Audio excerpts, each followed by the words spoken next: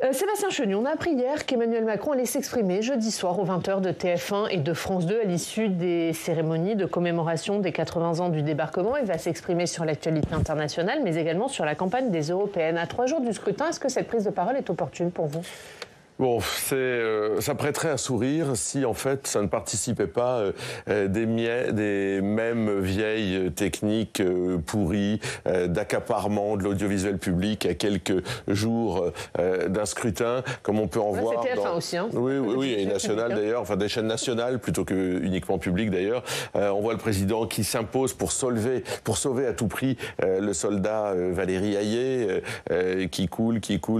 Alors, il faut essayer de faire quelque chose, et donc le président de la République rentre à nouveau dans l'arène, revient dans l'arène. Mais ça dit quelque chose au-delà de cet aspect un peu piteux, c'est que s'il s'implique, il devra rendre des comptes. Voyez-vous, à partir du moment où le président de la République vient à ce point dans le débat des élections européennes, il faudra qu'il tire des conséquences si la liste qu'il soutient n'est pas à la hauteur des enjeux, ou en tous les cas des résultats qu'il est en droit d'attendre. Lesquels ? Parce que si la liste Hayer est battue, pour être très clair, il faut qu'Emmanuel Macron tire des conséquences politiques de tout ça. Quelles conséquences ? Qu'il dissolve, qu'il revienne vers les Français, parce que si, comme dans de nombreux sondages, on s'aperçoit que Valéry Hayer est très loin derrière l'opposition et derrière la liste de Jordan Bardella, ça veut dire que les Français ne font plus confiance en Emmanuel Macron, en sa majorité, en ses représentants, et donc il faut revenir vers les Français pour leur redemander à qui ils veulent donner leur confiance, et donc c'est la chose la plus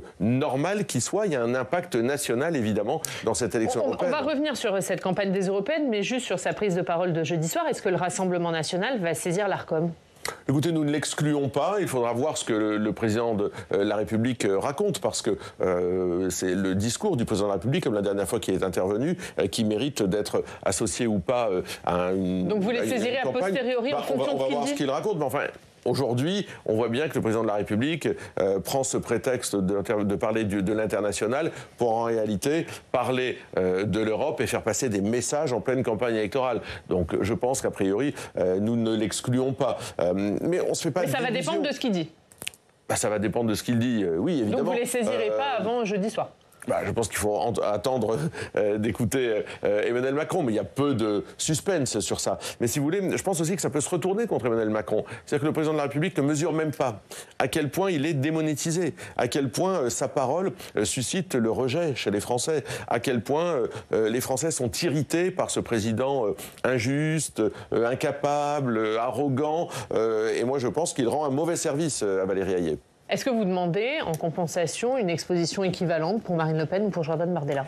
Mais vous savez, nous ne l'aurons pas. Nous sommes à 5 jours des élections européennes. On a bien compris que le président de la République use un peu de vieilles méthodes. C'est-à-dire que, vous savez, c'est vraiment le pire de la droite et de la gauche, quoi. C'était un président de la République qui devait tout révolutionner, être jeune, montrer qu'il avait des méthodes différentes, écouter les Français, ne pas mépriser ses adversaires. Je me souviens, moi, de tous ces propos. Et on a un président de la République qui bricole à quelques jours de l'élection, qui s'impose sur les chaînes de télévision. Enfin, vraiment, il y a un côté à l'ancienne qui en dit long sur l'état d'esprit et puis sur la fébrilité aussi de cette majorité. Parce que s'il fait ça, c'est qu'ils ont peur. Ils ont raison d'avoir peur. La claque électorale que les Français vont leur infliger va être, et je le souhaite, très sévère.